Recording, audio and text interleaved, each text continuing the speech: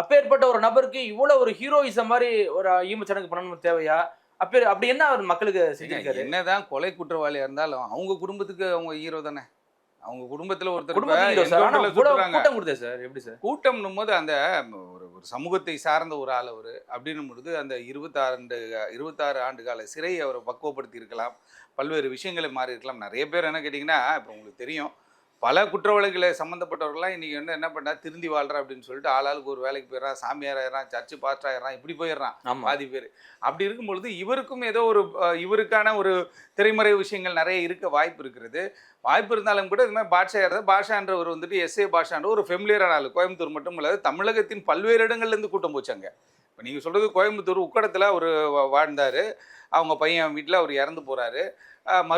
மருத்துவர்கள் சிகிச்சை குடுக்குறாங்க. சிகிச்சை பலன் GT Holidays, South India's #1 travel brand. You know you are special.